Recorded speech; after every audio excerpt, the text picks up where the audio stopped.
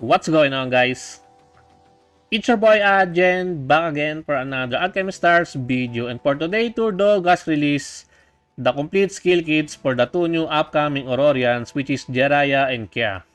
And I might have jumped the gun too early when I did my first impressions on them. And because I based my first impressions on this very big skill kit reveal that they released a few days ago, but now they released the complete skill kits, which has included the cooldown and the stats of their active skills, and they both look pretty decent, and they could be really good in my honest opinion. We still need to do some testing for them in actual combat before I can fully judge them, but this is going to be my impressions on them basing on their complete skill kit reveal. Based on paper, technically based on paper, not based on actual combat, but based on paper. So we have here the Jeriah and Kya skill details. So as you can see here, Jeriah has 3,510 attack. It's very huge attack for a converter. Take note, guys, Jeriah is a converter, and her attack stat is somewhat competing to a detonator. That is my first impressions when I saw this one. And also look at the stats of Jeriah. The defense is very high. The HP also is nothing to scoff at because it's 5 digit. It's more than 10k. Like, stats alone, Jeriah is already pretty bonkers in my honest opinion as a converter. And look at the active skill cooldown, only 1. Usually, units that has 1 round cooldown always have their preemptive strike at their base part. I mean, without dupes. Like Bethel, Ashur, Plur.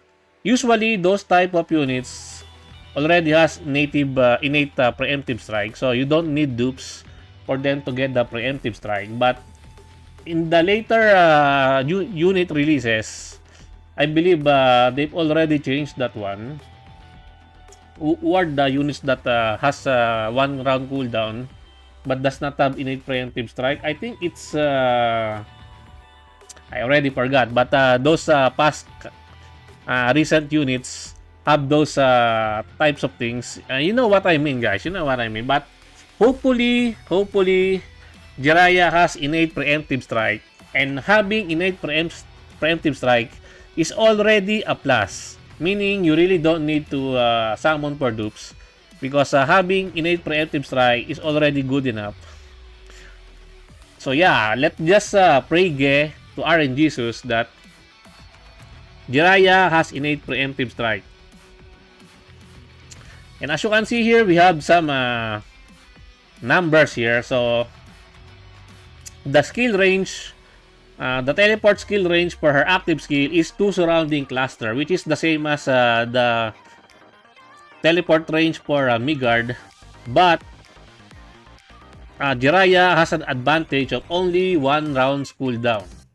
And also, she has an active skill too that can be unlocked when you enter Aurora time, or when you are in Aurora time form. As you can see here, the active skill 2 details. Available when Aurora time is active. Teleports to any position within 1 surrounding cluster. What I'm thinking with by understanding this skill description is that you can activate the active skill once, then when you enter Aurora time, you can activate the active skill too. That is what that is my interpretation of Jeriah's skill kit. And if it's something like that, then it's really good. It's really good. And if you really need some good mobility, character mobility, then Jeriah might be the go-to unit in the forest, in your forest lineup. Or maybe she can also work well with a rainbow team, because if you have Goldie, you really don't need the specific tile converter, because Goldie treats the enhanced tiles into a rainbow tile. So everyone can run past through the rainbow tile and everyone can activate their chain combos. Maybe Tour Dog is heading into that direction where you can already build a rainbow team. A team that has every element, every different element. Maybe, who knows, but it seems pretty good when I bred these new skill kits for the new units. So the chain combo of Jeriah is detonator chain. 12 chains deals 170% damage to 2 surrounding cluster and generates 2 enhanced tiles within the affected area.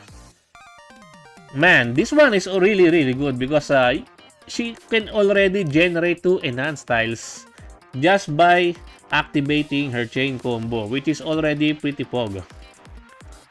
Because we don't have this one on her initial preview. As you can see, the chain combo does not state any numbers here, and also they opted not to include the generate 2 enhanced tile in her chain combo. That is why I've said in my first impressions that Jeriah is very disappointing. I am quite a bit disappointed on her when I bred this type of skill, but Tour Dog is trolling us for not releasing the complete skill kits with numbers. Or maybe they just retcon this one, or they just they are trying to look for the reaction of the community, and so they decided to put this out on the last minute. It's possible, right? It's possible. Maybe they retcon this one, or I don't know. But with the skill kit of Jeriah right now, I think she's pretty good. She is pretty good. She is not a disappointment anymore.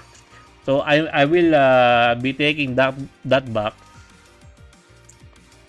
Her equipment skill, each time the team teleports by active skill, deals 150% damage to 12 tiles in a diamond shape and generates 1 enhanced tile within the affected area. Increases final damage by 40% for every enhanced tile absorbed. We really need to see how much damage this one on actual combat before I can fully judge this one, if this one is really good or not. But judging on paper, this one looks pretty good, pretty decent. So all in all, I think Jeriah is really good. I think she's really good based on paper, but as I've said, we need to test her out on the Aurorian's trial. Also, we don't know what will be the breakthroughs for them. I don't know why Tour Dog is holding back that kind of information to us players. Why they are not putting the breakthrough upgrades of the upcoming units, right? I just hope that she has an innate preemptive strike. Then maybe she is a really good character if she has that one. Next, moving on, we have Kya. Kya is also a really good, especially on a Tessa team composition. She is going to be a Tessa slave because as you can see, her active skill cooldown has no cooldown, 0 cooldown, meaning you can spam this one every turn, just like Luke. And so, she is indeed a Tessa battery. If you don't know what a Tessa battery is, those are units that has a very low cooldown on their active skill, so that they can give Tessa a lot of Tessa marks, so that Tessa can hit really hard. And I believe that Kya will be a main core for the Tessa team now because she has one of the things that the Tessa team lacks, which is the good mobility. That no, Tessa has Ami Mori, but it's still hard to justify.